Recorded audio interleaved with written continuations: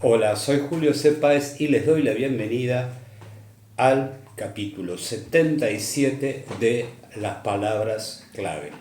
La lectura como creación en el sentido sartreano y la lectura como placer en el sentido borgiano. Antes de comenzar con el tema de hoy, agradezco a todas las nuevas suscripciones que han sido notablemente elevadas en los últimos días, y sugiero a todos aquellos que les interesen estos comentarios sobre literatura que vayan difundiendo la idea y así formamos una comunidad más amplia. Hoy vamos a hablar de un autor italiano que en la segunda mitad del siglo XX tuvo mucha vigencia en su país de origen, que es Leonardo Sciascia. Yo lo leo en castellano, no tengo conocimientos en italiano como para leerlo apropiadamente en italiano, ¿sí? Este autor escribió mucho, ¿sí? Leonardo Sciascia escribió mucho. Y lo notable, para mí, que he sido docente, es que durante mucho tiempo se dedicó a la docencia entre el año 1949 y 1970 y se jubiló anticipadamente, y a partir de ese momento, si bien escribía desde antes, se dedicó de pleno a la literatura, pero también a la militancia política. De hecho, ejerció cargos electivos por el Partido Comunista Italiano, el PSI, y después, por algunas desavenencias, se pasó al Partido Radical, con el que también, a través, digamos, y al que también representó en cargos electivos. Tuvo, en un episodio muy dramático de la historia contemporánea en Italia, que fue el asesinato, secuestro y asesinato del primer ministro Aldo Moro a manos de las Brigadas Rojas, si mal no recuerdo, en 1978, formó Leonardo Sciascia parte de la comisión investigadora de esa acción terrorista, ¿sí? Vamos a dar algunos datos más sobre la biografía de Leonardo Sciascia. Nació en Agrigento en 1921 y falleció en Palermo en 1989. Siempre reivindicó dentro de su italianidad su identidad siciliana, ¿sí? O sea que hay una perspectiva de sus historias y de su accionar político que tiene en cuenta ese condicionamiento o la reivindicación de haber nacido en esa hermosa isla que es Sicilia. No en la Italia continental, sino en la Italia insular a partir de Sicilia. Publicó mucho, ¿sí?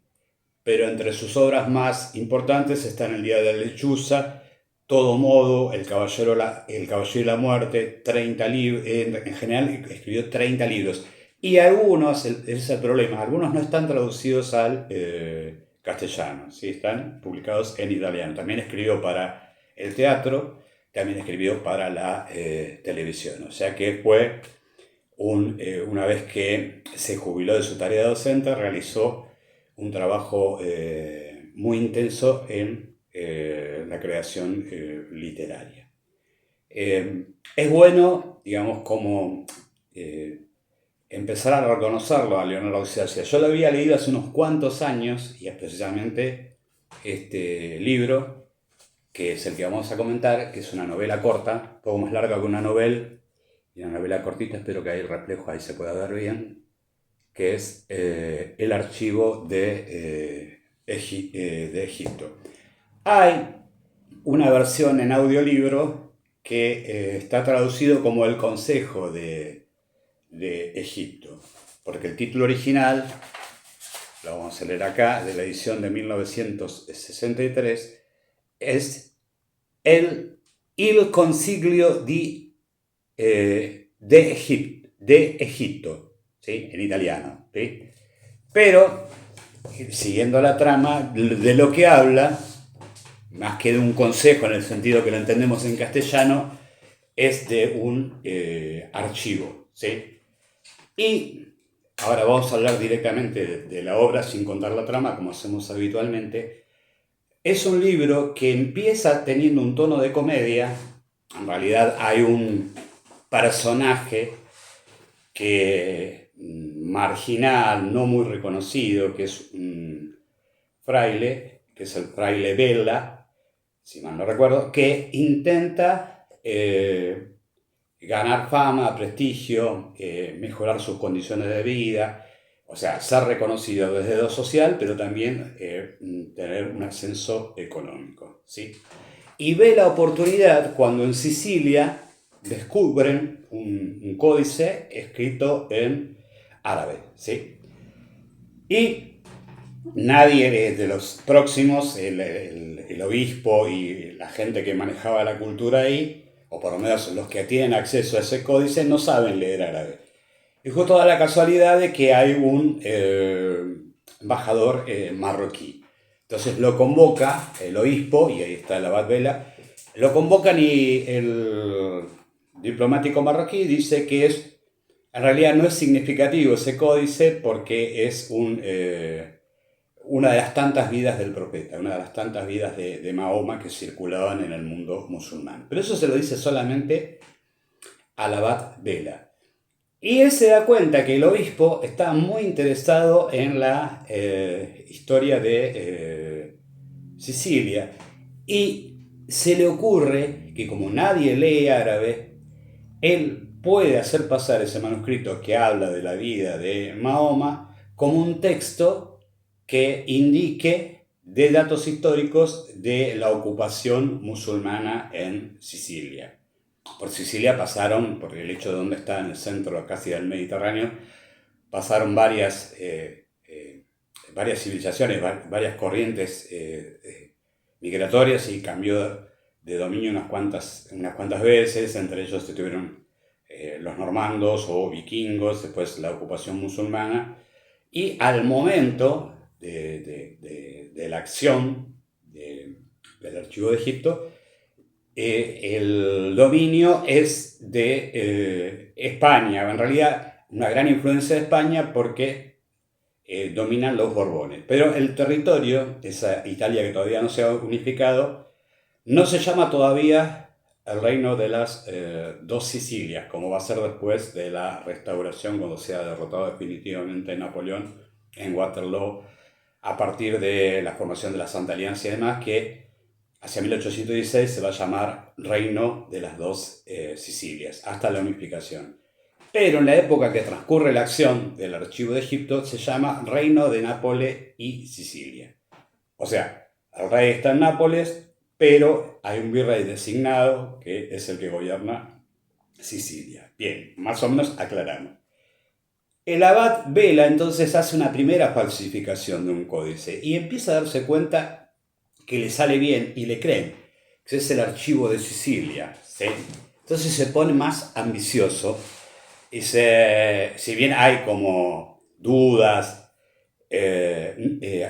respecto de la veracidad de ese documento, no hay nadie que sepa, que tenga un fehaciente conocimiento del árabe como para decir que eso es falso. Se hace fragua un documento supuestamente histórico y lo hace este pillo, este bribón, este pícaro que es el abad Vela.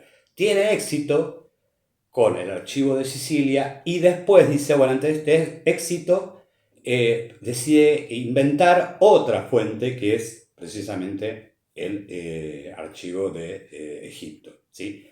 ¿Y por qué lo hace? Bueno, primero porque obviamente tiene, lo que dije antes, ansias de reconocimiento, de prestigio social, eso lo vincula a los sectores más acomodados de Sicilia y le da dinero y un buen pasar porque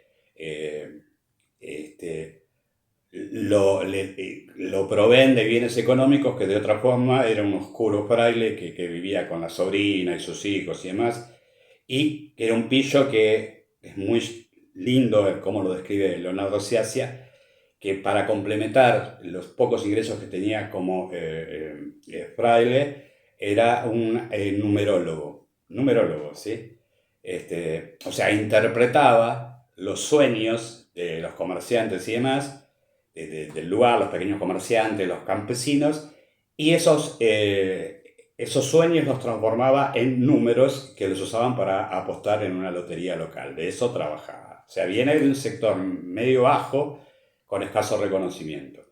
Es más, cuando se empieza a dudar de si, empiezan las primeras dudas de si el Archivo de Sicilia y luego el Archivo de Egipto son documentos reales y no falsificaciones, la defensa, el obispo y demás dicen, no, pero el abad Vela, el fraile Vela, luego abad Vela, es un bruto, no tiene capacidad inventiva, a lo sumo puede traducir, no puede hacer, o sea, lo menosprecian y en ese menosprecio fundan el prestigio intelectual, la honestidad, es un tipo honesto, muy limitado, o sea que es incapaz de hacer esto. Y en realidad, el abad Vela se está divirtiendo escribiendo una nueva historia de Sicilia y después lo interesante que yo dije, empieza siendo una idea de un fraude menor, ¿sí? Se va ampliando. ¿Por qué? Porque en el archivo de Egipto, Vela ya agrandado dice, ahora voy a cuestionar la legitimidad de los títulos que le han dado las prebendas que tienen los nobles de Sicilia. Las cesiones de terreno, cesiones de campo, cesiones de castillo, que es la forma de justificar su posición social, ¿sí? O sea que una máquina administrativa les ha dado a ellos las posesiones que tienen y la situación privilegiada e inclusive los títulos. Y lo interesantísimo, muy interesante del planteo de Leonardo Sciascia, es que él la acción la ubica entre la década de 1780 y 1790, cuando se está dando la Revolución Francesa y se están planteando las objeciones a los derechos de la nobleza. O sea, esa burguesía en ascenso que va a hacer la revolución o va a dirigir el proceso revolucionario francés, empieza por cuestionar la legitimidad de los privilegios de la nobleza. Y esa ola 1780-1790, va a llegar a Sicilia, o sea, llega al reino de Nápoles y Sicilia y empieza a haber ideas de liberales, que en esa época no querían decir lo que acá hay que hacer una aclaración. La idea es del liberalismo clásico en esa época, no del tipo económico, lo que plantea la igualdad jurídica, o sea, hacer desaparecer los privilegios de sangre. Y Vela quiere complicarlo todo, entonces en el archivo de Egipto va a cuestionar a través de un documento fraudulento los derechos que tienen los nobles sicilianos a disfrutar de sus privilegios. O sea, lo que empezó siendo una historia picaresca, una historia menor, de un fraude menor, de un personaje oscuro, se transforma en un cuestionamiento a la organización institucional y social de Sicilia, que forma parte del reino de Nápoles y Sicilia. O sea, en determinado momento, la novela deja de tener un tono de comedia para adquirir un tono más ríspido y que llega a ser trágico. Lo que pasa es que Leonardo Sciascia lo hace con tal maestría que nosotros no vemos la transición, o sea, vamos percibiendo lentamente la transición, cómo cambia el planteo de la obra y cómo se van modificando los personajes, inclusive el abad Vela. O sea, el mérito de la obra es que esa transición la hace maravillosamente y aparte lo que tiene también de mérito la narración, la narrativa del Archivo de Egipto es que es una obra muy breve y más que dar respuestas, estoy leyendo acá, de texto real debe tener 180 páginas.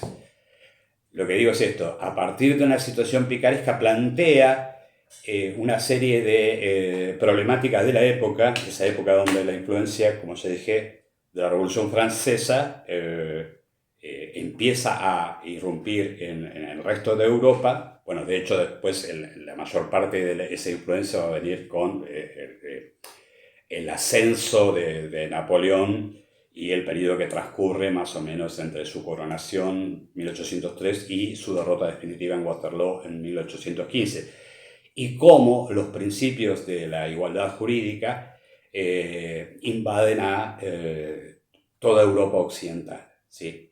De hecho, la idea de que tiene que haber igualdad jurídica, o sea, no necesariamente de igualdad económica, esto hay que aclararlo, pero igualdad jurídica en cuanto a eso es despojar a los nobles, que se lo considera una clase ociosa y prebendaria, de sus derechos de sangre. Y lo que está bueno de la narración de Sciascia, que lo plantea, pero no lo resuelve, no hay resolución. O sea, él habla del primer momento de irradiación de las ideas liberales del proceso revolucionario francés. Y bueno, como la novela es breve, dije menos de 180 páginas, él plantea cómo eso influye en Sicilia y cómo va a conmover la estructura social, económica y política de Sicilia. Y otra cosa muy interesante es ver cómo, es un planteo que en los tiempos que vivimos debe ser, yo creo que debe ser planteado una y otra vez, es cómo se construye el concepto de verdad y de verdad histórica. ¿Sí?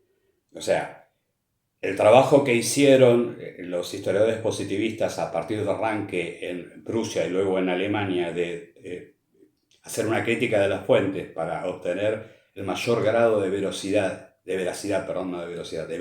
histórica, está hoy más que nunca cuestionado. O sea, vivimos en la época de las fake news o de las falsas ideas y de la saturación informativa sin fundamento en fuentes fidedignas y condicionadas por los intereses políticos, sociales o de los grandes medios en plantear algunos temas y plantearlas algunas explicaciones.